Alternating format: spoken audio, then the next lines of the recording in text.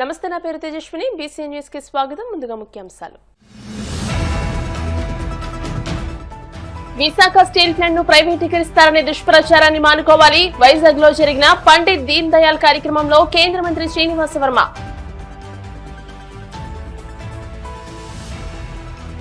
కూటమి ప్రభుత్వం అధికారంలోకి వచ్చాక ప్రజలకు ఒరిగిందేమీ లేదు. వైసీపీ ఉమ్మడి గోదావరి జిల్లాల రీజనల్ కోఆర్డినేటర్ గుడివాడ అమర్నాథ్.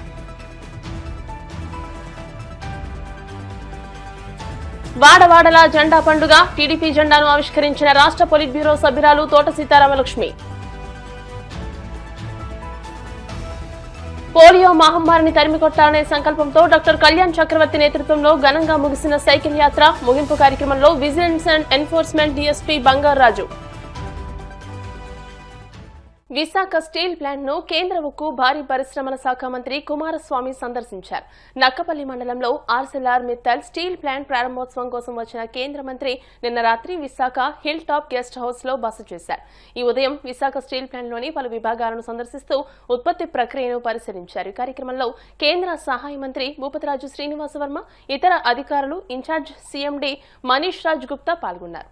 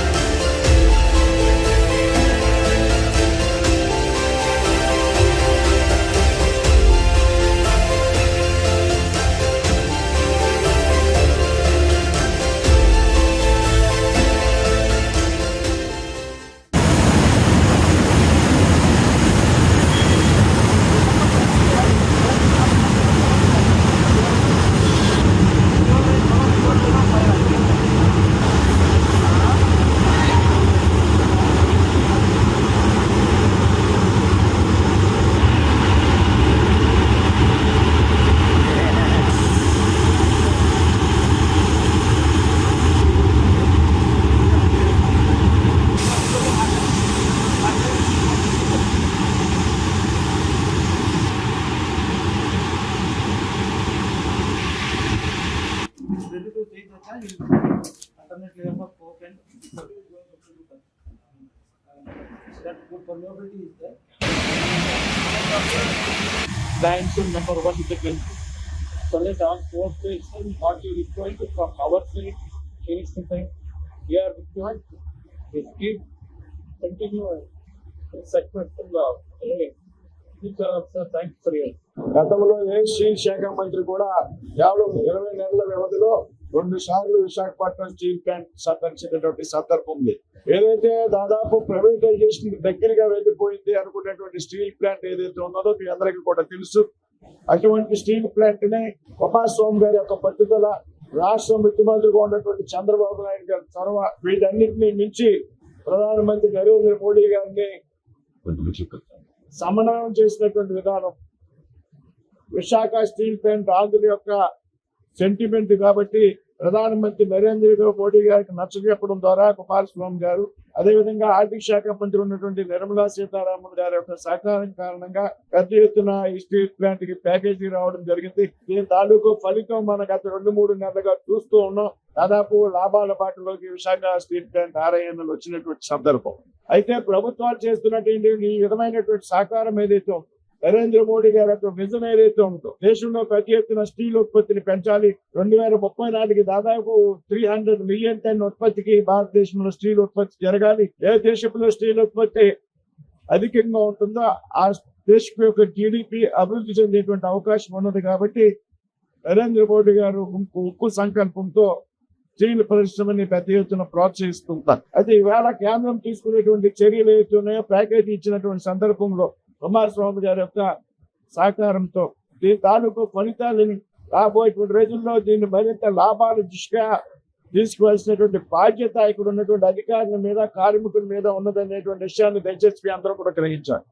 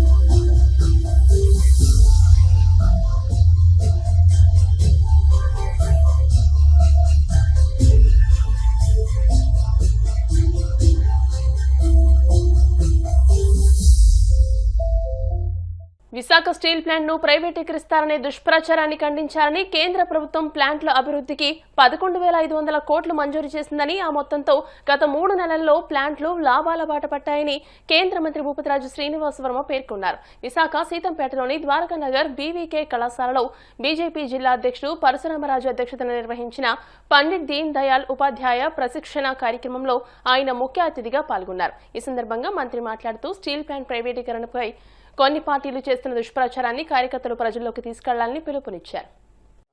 ఆధారంగా మాత్రమే భారతీయ జనతా పార్టీ పనిచేస్తుంది అనేటువంటిలో ఎటువంటి సందేహం లేదు. అందుకే భారతీయ జనతా పార్టీలో శ్రీనివాసవరం లాంటి కార్యకర్త కేంద్ర మంత్రి కాగలిగాడు అనేటువంటి విషయాన్ని కొన్ని ఈక్వేషన్స్ ఉంటాయి, కొన్ని సందర్భాల్లో కొన్ని బాధలు ఉంటాయి, అసంతృప్తులు ఉంటాయి. కానీ ఫైనల్గా ఎక్కడన్నా కార్యకర్తగా న్యాయం జరిగేటువంటి పార్టీ భారతదేశంలో ఉందంటే అది భారతీయ జనతా పార్టీ మాత్రమే అనేటువంటి విషయం మనంతా కూడా గుర్తుపెట్టాం. ఏ విధంగా పార్టీతో శాస్త్రులతో కలిసి పనిచేయాలి, ఏ విధంగా ఒకరోజు రాత్రి ముందు వచ్చి మనందరం కలిసి అంటే ఒకరితో కలిసి ఎక్కువ సమయం ఉండడం వల్ల మన మంది ఉన్నటువంటి అనుబంధం పెరుగుతుంది. కష్టాలు సుఖాలు పర్సనల్ విషయాలు కూడా షేర్ చేసుకునేటువంటి అవకాశం ఉంటుంది. మనకంటూ పార్టీలో మిత్రులు కార్యకర్తలు ఉన్నారు, తోడు ఉన్నారనేటువంటి అభిప్రాయం కలుగుతుంది. ఏ విధంగా కలిసి పనిచేయాలనేటువంటి విషయం మీద కూడా చక్కని అవగాహన ఏర్పడుతుంది ఈ ఏదైతే ప్రశిక్షణ ద్వారా. అంతేకాదు పార్టీ కార్యక్రమాలను ఏ విధంగా ప్రజల్లోకి తీసుకుపోవాలి, ఇవాళ కేంద్ర ప్రభుత్వం కానీ నరేంద్ర మోడీ గారి నాయకత్వంలో కానీ చేస్తున్నటువంటి అభివృద్ధి కార్యక్రమాలు ఏతున్నాయో, సంక్షేమ కార్యక్రమాలు ఏతున్నాయో వాటి గురించి కూడా మీకు కాలాంశం ఉండుంటుంది. ఇవాళ ప్రజలకు అందుతున్నటువంటి సంక్షేమ పథకాలు అన్నింటిలో కూడా ఇందులోనూ కూడా 60-70% తక్కువ కేంద్ర ప్రభుత్వం వాటా లేకుండా ఏ పథకం కూడా ఎక్కువ, ఏ పథకం కూడా లేదు. 60 నుంచి 70% ఎక్కువ. 3 పార్టీలు కలిసి ఎన్నికలు వెళ్ళాం, ప్రజలు అద్భుతమైనటువంటి మ్యాండేట్ ఇచ్చారు. ఈ 3 పార్టీల కార్యకర్తలతో ఏ విధంగా సమన్వయం చేసుకుని పనిచేయాలి అనేటువంటి విషయం మీద కూడా ఒక చక్కని అభిప్రాయం ఇటువంటి ప్రశిక్షణ ద్వారా కలిగేటువంటి అవకాశం. స్థానికంగా కొన్ని ఇబ్బందులు ఉన్నప్పటికీ కూడా ఈ మధ్యకాలంలో నరేంద్ర మోడీ గారు పిలిచారు మమ్మల్ని, తెలంగాణ పార్లమెంటు సభ్యుల్ని. నరేంద్ర మోడీ గారు చెప్పారు ఆంధ్రప్రదేశ్లో కోఆర్డినేషన్ చాలా ఇంపార్టెంట్. జాతీయ రాజకీయ దృష్ట్యా మిత్రపక్షాలతో సంఘర్షణ అనేది మనం పోవద్దు, కోఆర్డినేషన్తో పనిచేయండి, మన పార్టీని డెవలప్ చేయండి, కానీ ఎక్కడ సంఘర్షణ వివాదాల జోలికి పోవద్దని స్వయంగా నరేంద్ర మోడీ గారు, నేను, బండి సంజయ్ గారు, కిషన్ రెడ్డి గారు ఉంటే చెప్పడం జరిగింది. పార్టీ నాయకుడు ప్రజానాయకుడు అయినప్పుడు మాత్రమే వ్యక్తిగా నువ్వు గౌరవించబడతావు, నీ వల్ల పార్టీకి ఉపయోగం ఉంటుంది అనేటువంటి విషయాన్ని గ్రహించిన రోజున మన ఎవరు కూడా నాయకులు కాదు. మనకు ఉన్నటువంటి బాధ్యతలు ఏవైతే ఉన్నాయో ఈ విజిటింగ్ కార్డులకు మాత్రమే పరిమితం కాకూడదు అనే విషయాన్ని మీరు అంతా కూడా అర్థం చేసుకోవాలి. దయచేసి నువ్వు ఉన్నటువంటి ప్రాంతంలో, నువ్వు ఉన్నటువంటి మండలంలో, నువ్వు ఉన్నటువంటి డివిజన్లో, నువ్వు ఉన్నటువంటి వార్డులో ప్రతి సమస్య మీద ప్రజలతో కలిసి పనిచేసినప్పుడు మాత్రమే నువ్వు ఆ ప్రాంతంలో నాయకుడిగా ఎదుగుతావు అనేటువంటి విషయాన్ని మనంతా కూడా రాజకీయ పార్టీ కార్యకర్తలుగా మనంతా కూడా గమనించాలి. మనదేమీ ఆధ్యాత్మిక సంఘం కాదు. దయచేసి మన రాజకీయ క్షేత్రంలో ఉన్నాం. రాజకీయ క్షేత్రంలో నిత్యం ప్రజలతో కలిసి మమేకం పనిచేయాలి. ప్రజాప్రతినిధులుగా ఎన్నిక కాపాడడానికి ప్రయత్నం చేయాలి. అదొక వార్డు కౌన్సిలర్ కావచ్చు, కార్పొరేటర్ కావచ్చు, మరేదైనా కావచ్చు. కాబట్టి రాజకీయాల్లో పనిచేయడం కాలక్షేపం కోసం ఎవరు కూడా పనిచేయకూడదు అనేటువంటి విషయాన్ని చాలా స్పష్టంగా చెప్తారు. రాజకీయాల్లో టైంపాస్ కోసం పనిచేయకూడదు. రాజకీయాల్లో పనిచేయాలంటే సీరియస్గా పనిచేయాలి. నీకు నాయకుడిగా, బీజేపీ నాయకుడిగా నీకు ప్రజల్లో ఆమోదం ఉండాలి. పార్టీలో అందరూ పరిచయాలు ఉంటాయి, మనంతా రెగ్యులర్గా కలుస్తాం కాబట్టి. కానీ నిన్ను నీ ప్రాంతంలో ప్రజలు నాయకుడిగా గుర్తించిన రోజున నువ్వు నాయకుడు కాలేవు అనేటువంటి విషయాన్ని దయచేసి గుర్తించు. అక్కడ ఉన్నటువంటి గ్రామ సభలకో, లేకపోతే మెరేదో సభలకో, లేకపోతే ప్రభుత్వ కార్యక్రమాలకో వెళ్ళాలి. ప్రతిరోజు కూడా మన గుమ్మాన్ని ప్రజలు 10 మంది, 15 మంది, 20 మంది మన ఇంటికి రావాలి. సమస్య పరిష్కారం అవుతుందా అవదా అనేటువంటి విషయం వేరు. కనీసం పలానా వర్మ గారి దగ్గరికి వెళ్తే, పలానా పరశురామ దగ్గరికి వెళ్తే, మన వార్డులో ఒక నాయకుడు ఉన్నాడు, మన డివిజన్లో బీజేపీ నాయకుడు ఒకడు ఉన్నాడు, వాడి దగ్గరికి వెళ్తే ఆ సమస్య పరిష్కారం కోసం కృషి చేస్తాడు అనేటువంటి అభిప్రాయం నీ ప్రాంతంలో ఉన్నటువంటి ప్రజలకు నీ మీద కలగాలి. ప్రయత్నం చేస్తాం, కొన్ని అవుతాయి, కొన్ని పోయినా కానీ అరే వీడు నా కోసం ప్రయత్నం చేశాడు, 2 సార్లు ఎంఆర్ఓ ఆఫీస్కి వచ్చాడు, లేకపోతే మున్సిపల్ కార్పొరేషన్ మేయర్ దగ్గరకు వచ్చాడు నా సమస్య పరిష్కారం కోసం, నా దురదృష్టం నా పని అవ్వలేదనేటువంటి సంతృప్తి వచ్చినటువంటి ప్రజల్లో ఉండేటువంటి అవకాశం. కూటమి ప్రభుత్వం అధికారంలోకి వచ్చిన తర్వాత ప్రజలకు ఒరిగిందేమీ లేదని, ఉన్న పథకాలను రద్దు చేస్తున్నారని వైఎస్ఆర్సీపీ ఉమ్మడి గోదావరి జిల్లాల కోఆర్డినేటర్ గుడివాడ అమర్నాథ్ ఆరోపించారు. సోమవారం పశ్చిమ గోదావరి జిల్లా వైఎస్ఆర్సీపీ కార్యాలయంను ఉండి రోడ్లో ప్రారంభించిన సందర్భంగా నిర్వహించిన విలేకరుల సమావేశంలో ఆయన మాట్లాడారు. ప్రజలకు సంక్షేమ కార్యక్రమాలను, అభివృద్ధి కార్యక్రమాలను అందించలేకపోతున్న తెలుగుదేశం కూటమి ప్రభుత్వం వైఎస్ఆర్సీపీపై అసత్య ప్రచారానికి పూనుకుంటుందని అన్నారు. మాజీ ముఖ్యమంత్రి వైఎస్ జగన్మోహన్ రెడ్డి గౌరవ ప్రతిష్టను మంట కలిపే విధంగా పాల్పడుతున్నారని అన్నారు. కోట్లాది మంది మహిళలకు ఒక అన్నగా, ఒక తమ్ముడిగా, ఒక బిడ్డగా ఎంతో మేలు చేసిన జగన్ తన సోదరి షర్మిలారెడ్డికి ఏ విధంగా అన్యాయం చేస్తారని ఆయన ప్రశ్నించారు. వైఎస్ఆర్సీపీని దెబ్బకొట్టడానికి కాంగ్రెస్ పార్టీతో కలిసి దుష్ప్రచారానికి కూటమి ప్రభుత్వం ప్రయత్నం చేస్తుందని అన్నారు. ఒకే రక్తం పంచుకుని పుట్టిన వ్యక్తి కావడంతో సోదరిపై జగన్మోహన్ రెడ్డి ఎటువంటి విమర్శలు చేయకుండా మౌనాన్ని సంయమనం పాటిస్తున్నారని అన్నారు. చంద్రబాబు ప్రభుత్వం ఇప్పటికీ 3,50,000 కోట్ల రూపాయల అప్పు చేసిందని, ఆ అప్పుతో ఏ ఘన కార్యక్రమాలు చేపట్టిందో అర్థం కావడం లేదని అన్నారు. కూటమిలోని పార్లమెంట్ సభ్యులు కొందరు భూ కబ్జాలకు పాల్పడుతుంటే మరికొందరు డ్రగ్స్ తీసుకుంటూ ప్రజలకు ఏం సందేశం ఇస్తున్నారో అర్థం కావడం లేదని అన్నారు.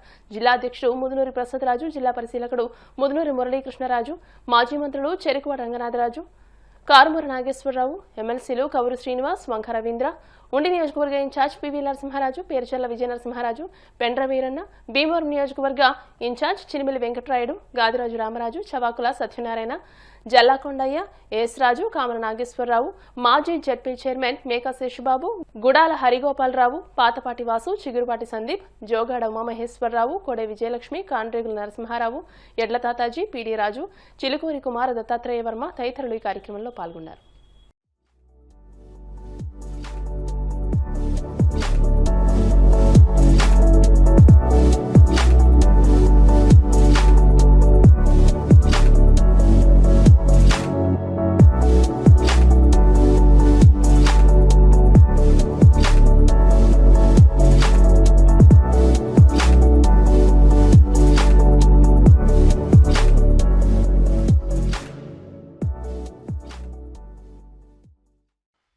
పార్టీ అధ్యక్షులు జగన్మోహన్ రెడ్డి గారి ఆదేశాల మేరకు కొన్ని సంస్థాగతమైనటువంటి మార్పుల్ని పార్టీ చేసినటువంటి సందర్భాలు మీరు అందరూ కూడా చూసుంటారు. గతంలో ఉమ్మడి గోదావరి జిల్లాలకి పెద్దలు, మాజీ మంత్రివర్యులు, అలాగే ప్రస్తుత శాసన మండలి ప్రతిపక్ష నాయకులుగా ఉన్నటువంటి బొత్స సత్యనారాయణ గారు రీజనల్ కోఆర్డినేటర్ గా ఉన్నారు. మిగిలినటువంటి ప్రాంతాల్లో కూడా కొన్ని మార్పులు చేర్పులు చేస్తూ పార్టీ నిర్ణయం తీసుకోవడం, అందులో భాగంగా ఉమ్మడి పశ్చిమ గోదావరి జిల్లాకి నన్ను పార్టీ అధ్యక్షుడు జగన్మోహన్ రెడ్డి గారు రీజనల్ కోఆర్డినేటర్ గా నియమించడం జరిగింది. ప్రప్రథమంగా మొదటిసారి జిల్లాకి విచ్చేస్తున్నటువంటి సందర్భంలో ఒక మంచి శుభకార్యంతో నా తాలూకా ఈ కార్యక్రమం జరగడం చాలా ఆనందాన్ని ఇస్తా ఉంది. ఎందుకంటే ప్రతి రాజకీయ పార్టీకి కార్యాలయం అనేటువంటిది దేవాలయంతో సమానం. అటువంటి కార్యాలయాన్ని ప్రారంభించేటువంటి అవకాశం రావడం, పెద్దలందరినీ కూడా కలుసుకునేటువంటి అవకాశం రావడం, అనేక పార్టీకి సంస్థాగతమైనటువంటి అంశాల మీద వారితో మాట్లాడేటువంటి అవకాశం కూడా ఈరోజు రావడం చాలా సంతోషంగా ఉంది. ఉమ్మడి ఆంధ్రప్రదేశ్ రాష్ట్రం దగ్గర నుంచి లేదా రాష్ట్ర విభజన జరిగిన తర్వాత కూడా పశ్చిమ గోదావరి జిల్లాకి ఉన్నటువంటి ప్రత్యేకత, రాజకీయ పరమైనటువంటి ప్రత్యేకత కానీ, ఇక్కడ ఉన్నటువంటి రాజకీయ పరిస్థితులు కానీ ఎప్పుడు కూడా రాష్ట్ర వ్యాప్తంగా ఈ ప్రాంతం గురించి, ఈ ప్రాంత పరిస్థితుల గురించి, ఈ ప్రాంత రాజకీయం గురించి ఎప్పటికప్పుడు రాష్ట్ర వ్యాప్తంగా చర్చ జరుగుతూ ఉంటుంది. మరి ముఖ్యంగా రాష్ట్రంలో అధికారంలోకి వచ్చేటువంటి ఏ రాజకీయ పార్టీ అన్న పశ్చిమ గోదావరి జిల్లా ప్రజలు ఏ రకమైనటువంటి నిర్ణయం తీసుకుంటారో రాష్ట్ర వ్యాప్తంగా కూడా ప్రభుత్వం కూడా అదే వచ్చేటువంటి పరిస్థితులు కనబడుతూ ఉంటాయి. అది మీరు 2014లో చూసినా, గతంలో వైఎస్ఆర్ కాంగ్రెస్ పార్టీ అధికారంలోకి వచ్చినప్పుడు 2019లో చూసినా, లేదా మొన్న జరిగినటువంటి ఎన్నికలు చూసినా. సో మళ్ళీ ఎట్టి పరిస్థితుల్లో 2029లో పశ్చిమ గోదావరి జిల్లాలో వైఎస్ఆర్ కాంగ్రెస్ పార్టీ జెండా ఎగరవేసేటువంటి దానికి అందరం కూడా కలిసికట్టుగా పనిచేసేటువంటి బాధ్యత తీసుకుంటాం అనేటువంటి విషయాన్ని కూడా తెలియజేస్తా ఉన్నాం. ఎందుకంటే పశ్చిమ గోదావరి జిల్లాలో జెండా ఎగిరితే రాష్ట్రంలో వైఎస్ జగన్మోహన్ రెడ్డి గారు ముఖ్యమంత్రి కావడం ఖాయం అనేటువంటి నానుడు ఏదైతే ఉందో అది తప్పకుండా జరుగుతుందనేటువంటిది సహజంగా ప్రజల్లో ఉండేటువంటి ఒక చర్చ. అందులో సీనియర్ నాయకత్వం గతంలో 3 సార్లు 4 సార్లు శాసనసభ్యులుగా పనిచేసినటువంటి సీనియర్ నాయకత్వం ఉంది. నూతనంగా పార్టీ బాధ్యతలు తీసుకున్నటువంటి కొత్త రక్తం ఈరోజు నియోజకవర్గ సమన్వయకర్తలుగా ఉన్నటువంటి పరిస్థితులు ఉన్నాయి. సో వారి తాలూకా సీనియారిటీని, అలాగే కొత్త రక్తం తాలూకా ఉత్సాహాన్ని అన్ని కూడా కలుపుకొని పార్టీ జెండా ఎగరవేసేటువంటి దానికి అందరం కలిసికట్టుగా ఒక కార్యాచరణ రూపొందిస్తామనేటువంటి విషయాన్ని కూడా తెలియజేస్తాం. వచ్చేటువంటి జగన్మోహన్ రెడ్డి గారి ప్రభుత్వం కేవలం కార్యకర్తల ప్రభుత్వం అనేటువంటి విషయాన్ని కూడా ఈ సందర్భంగా తెలియజేస్తాం. డ్రగ్స్ అనేటువంటివి ఈరోజు మన దేశమే కాదు, ప్రపంచ వ్యాప్తంగా దాన్ని ఒక భూతంలా చూస్తున్నటువంటి పరిస్థితి. ప్రజలకి అవగాహన కల్పించి దానికి దూరంగా ఉండమని చెప్పి దాన్ని అరికట్టాల్సినటువంటి ప్రభుత్వంలో ఉన్నటువంటి పెద్దలే దాన్ని ప్రోత్సహిస్తూ దాన్ని కన్జ్యూమ్ చేస్తూ చివరికి అడ్డంగా దొరికిపోయి కనీసం నిస్సిగ్గుగా పార్లమెంట్ లో కూడా అడుగుపెట్టి మళ్ళీ తిరిగి ప్రసంగాలు ఇచ్చేటువంటి పరిస్థితి వచ్చిందనంటే ఒకసారి ప్రజల్ని ఆలోచన చేయమని కోరుతా ఉన్నాం. చంద్రబాబు నాయుడు గారు చూస్తున్నాం కదా, 20 మాసాల్లో 3.5 లక్షల కోట్ల రూపాయల అప్పు. రేపు గ్రామీణ ఉపాధి హామీ పథకానికి 40% స్టేట్ గవర్నమెంట్ కట్టమంటే ఈయన ఎందుకు కడతాడండి? సో ఇది డెఫినెట్ గా రాష్ట్రంలో ఉన్నటువంటి దాదాపు 1 కోటికి పైగా జాబ్ కార్డ్స్ ఉన్నటువంటి ఎన్ఆర్జీ స్కీమ్ వల్ల లక్షల కుటుంబాలు, కోట్లాది మంది ప్రజలు ఇబ్బంది పడతారనేటువంటిది డెఫినెట్ గా ఉంది. ఈ రాష్ట్రంలో 1 కోటి మంది మహిళలకి న్యాయం చేసినటువంటి ఒక నాయకుడు ఇంట్లో ఒక చెల్లికి ఎందుకు న్యాయం చేయించారు నాకు తెలియదు. కూటమి రాజకీయ పార్టీలతో పాటు కాంగ్రెస్ పార్టీ కూడా వాళ్ళతో కలిసి పనిచేస్తుందని వారు ఎన్ని మాటలన్నా మాకు రాజశేఖర రెడ్డి గారు కూతురుగా మేము మాట్లాడలేం. జగన్మోహన్ రెడ్డి గారి తాలూకా ఆయన ఈ వ్యవహారంలో వారు వ్యవహరిస్తున్నటువంటి తీరు నిజంగా వారికి హ్యాట్స్ ఆఫ్ చెప్పాలి. అంటే ఎన్ని మాటలన్నా సరే రక్తం పంచుకొని పుట్టినటువంటి నా చెల్లెలు అనేటువంటి ఒకే ఒక ఉద్దేశంతో ఆ మౌనాన్ని పాటిస్తా ఉన్నారు. అయినప్పటికీ వారి తాలూకా గతంలో ఎప్పుడు ముఖ్యమంత్రిగా పనిచేయలేదు అనుకోండి, జగన్మోహన్ రెడ్డి గారు ఎప్పుడు పనిచేయలేదు కాబట్టి ఎవరికి ఏం చేయలేదు కాబట్టి అనుకోవడానికి, ముఖ్యమంత్రిగా 5 సంవత్సరాలు ఈ రాష్ట్రంలో 1 కోటి మంది పైగా మహిళలకి న్యాయం చేసినటువంటి ఒక అన్నగా, ఒక తమ్ముడిగా, ఒక బిడ్డగా పనిచేసినటువంటి ఒక వ్యక్తి ఇంట్లో చెల్లెలు చేయలేదని అంటే ఎలా నమ్ముతారండి?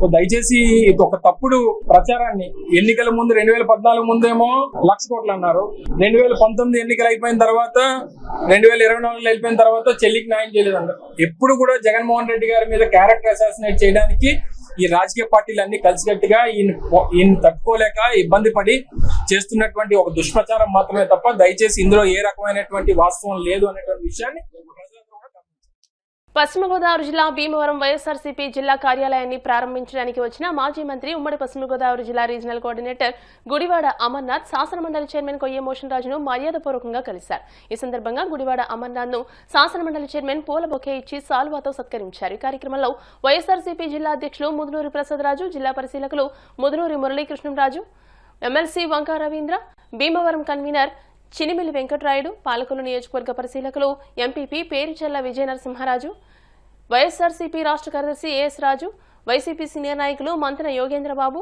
మాజీ క్షత్రియ కార్పొరేషన్ చైర్మన్ పాతపాటి వాసు, మాజీ ఎమ్మెల్సీ మేకా శేషుబాబు, వైఎస్ఆర్సీపీ రాష్ట్ర MBC chairman Pendra Veeranna, YCP నాయకులు జిల్లా అధికార ప్రతినిధి కామర నాగేశ్వరరావు, వాచర్ల ముత్యాలరావు, బాలు, మస్తాన్ రావు తదితరులు పాల్గొన్నారు.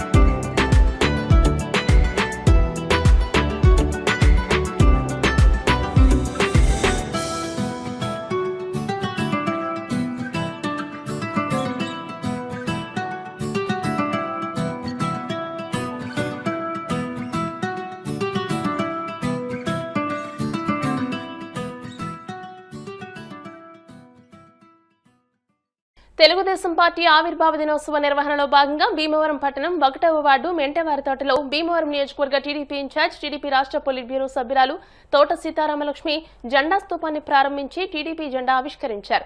భీమవరం పట్టణంలోని 3, 10, 16, 17, 18, 19 వార్డుల్లో నిర్వహించిన కార్యక్రమాల్లో పాల్గొన్న తోట సీతారామలక్ష్మి మాట్లాడుతూ విశ్వవిఖ్యాత నట సార్వభౌమ మాజీ ముఖ్యమంత్రి తెలుగుదేశం పార్టీ వ్యవస్థాపకులు నందమూరి తారక రామారావు మార్చి 29వ తేదీన తెలుగుదేశం పార్టీని ప్రకటించినందున తెలుగుదేశం పార్టీ ఆవిర్భావ దినోత్సవం నిర్వహించుకోవడం జరుగుతుందని, ఆవిర్భావ దినోత్సవం వారం రోజుల ముందుగానే నియోజకవర్గంలోని వాడవాడలా టీడీపీ జెండా పండుగను నిర్వహించే విధంగా ఈ రోజు కార్యక్రమాన్ని ప్రారంభించామని అన్నారు. టీడీపీ రాష్ట్ర కోశాధికారి మెంటే పార్థసారథి మాట్లాడుతూ స్వర్గీయ ఎన్టీఆర్ పార్టీ స్థాపించిన 9 నెలల్లోనే అధికారం చేపట్టి అనేక సంస్కరణలతో ప్రజలలో రాజకీయ చైతన్యం తీసుకొచ్చారని, ప్రతి గ్రామంలోనూ వార్డుల్లోనూ టీడీపీ జెండా స్తూపాల వద్ద టీడీపీ జెండా పండుగ నిర్వహించడం సంతోషకరమని అన్నారు.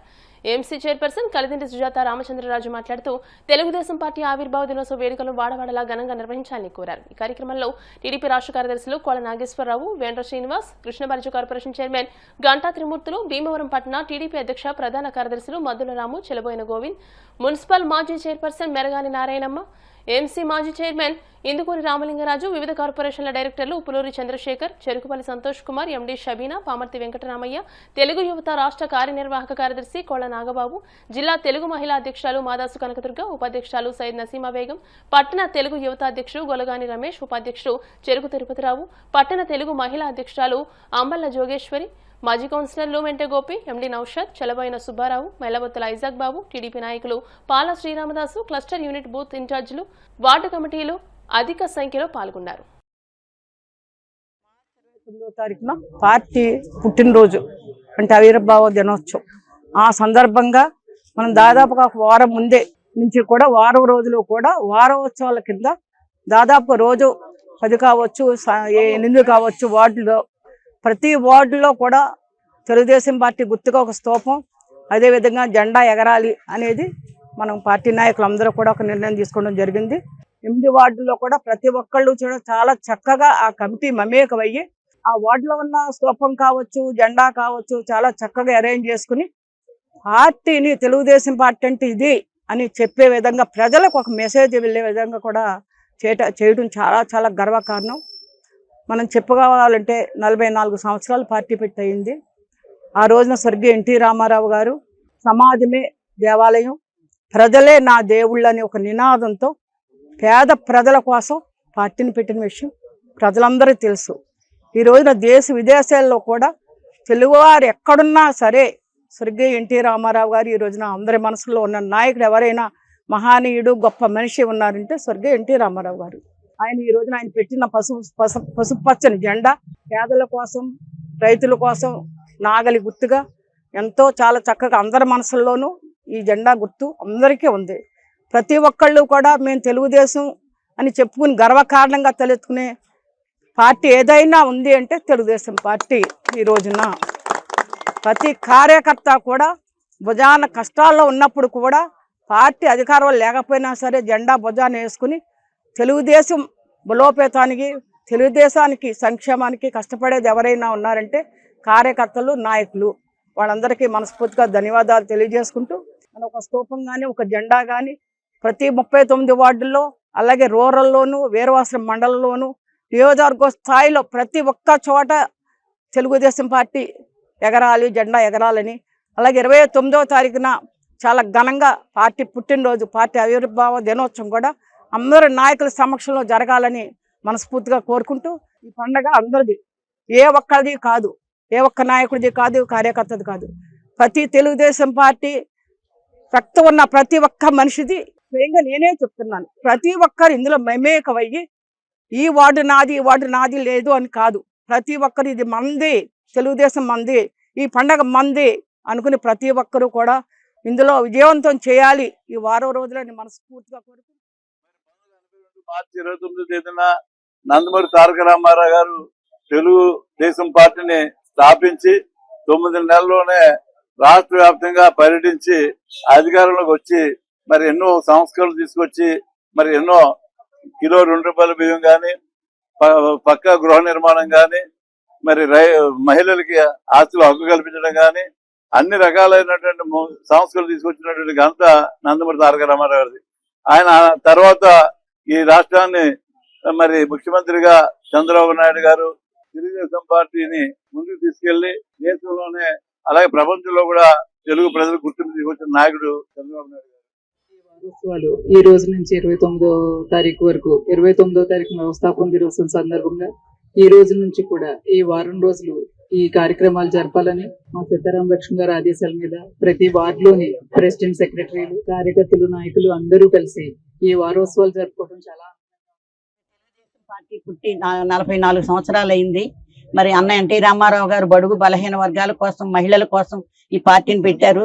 ఆ రోజున మహిళలే ప్రధాన ఆదర్శం అని చెప్పేసి ఆ రోజున మహిళలకి ఆస్తుల హక్కు, రాజకీయంలోని 33% రిజర్వేషన్లు కల్పించి రాజకీయ చైతన్యం కూడా కల్పించారు. అటువంటి మహనీయుని మనం ప్రతి సంవత్సరం తలుసుకొని ఆయన పార్టీ పెట్టిన ఆవిర్భావ దినోత్సవం ఘనంగా జరుపుకోవాలని మనస్ఫూర్తిగా కోరుకుంటున్నాను. 29వ తారీఖు దాకా కూడా మరి వారోత్సవాల కింద కార్యక్రమాలు జరుగుతాయి. మరి ఈ కార్యక్రమాలు వారం రోజులు కూడా నాయకులందరూ కూడా విజయవంతం చేసి ప్రతి వాటిని కూడా సక్సెస్ఫుల్ గా ముందుకు నడిపించాలని చెప్పి సందర్భంగా మనం చేసుకుంటున్నాం. తెలుగుదేశం పార్టీ ఆవిర్భవించి 1982 మార్చి 29వ తారీఖున ఆవిర్భవించడం జరిగింది. రేపు 29వ తారీఖుకి 44 సంవత్సరాలు పూర్తయి మరి ఆ రోజుని కాంగ్రెస్ గవర్నమెంట్ ఉన్నటువంటి పరిస్థితుల్లో మన అన్న ఎన్టీఆర్ గారు ఈ పేద ప్రజలకి గూడు, నీడ, గుడ్డ ఇవ్వాలని చెప్పి మంచి ఉద్దేశంతో వెనకబడిన వర్గాల వారికి, బీసీలకి అందరికీ కూడా మంచి పీట వేసి మరి ఆ రోజునే ఆయన పార్టీ పెట్టిన 9 నెలలకే ఆయన మరి పార్టీ అంతా ఘన విజయం సాధించి ముఖ్యమంత్రి అవడం జరిగింది. మరి మేడం గారు ఎంతో శ్రద్ధ తీసుకుని పార్టీని బలోపేతం చేయడం కోసం ప్రతి వార్డులో, ప్రతి గ్రామంలో అందరినీ కూడా ఇన్వాల్వ్ చేసి ఈ విధంగా పార్టీని ఎదరికి ముందు తీసుకెళ్తా ఉన్నది మనకి ఎంతో ఆనందం. ఒక నేషనల్ ఫ్రంట్ అనేది కూడా ఏర్పాటు చేసి దాని చైర్మన్ గా కూడా భారతదేశం యొక్క స్వామ్యాన్ని పునరుద్ధరించిన గొప్ప వ్యక్తి నందమూరి తారక రామారావు గారు. 29వ తారీఖున ఈ ఆవిర్భావ దినోత్సవం ఎంతో అంగరంగ వైభవం చేయడం కోసం ప్రతి వార్డులోనూ, ప్రతి గ్రామంలో పర్యటించి రాబోయే రోజుల్లో మన జాతీయ అధ్యక్షుడు నారా చంద్రబాబు నాయుడు గారు, జాతీయ ప్రధాని గారు లోకేష్ బాబు గారు, అలాగే రాష్ట్ర అధ్యక్షుడు పల్లా శ్రీనివాస్ గారి ఆధ్వర్యంలో ఈ రాష్ట్రంలో తెలుగుదేశం పార్టీ యొక్క గొప్పతనాన్ని ప్రజలందరికీ వివరించి రాబోయే స్థానిక ఎన్నికల్లో మనందరం కూడా ఉన్నత లక్ష్యాలు ఇచ్చి చంద్రబాబు నాయుడు గారి కానుక ఇవ్వాలని పరిపాలించారు. మనకి మనం పరిపాలించుకోవాలి, మళ్ళా మనం చైతన్యం రావాలి, మళ్ళా మనం కలిసి మెలిసి నడవాలని ఒక ఉద్దేశంతో స్వర్గీయ నందమూరి తారక రామారావు గారు మార్చి 29న పార్టీ స్థాపించడం, పార్టీ పండగ కింద జరుపుకోవడం జరుగుతుంది.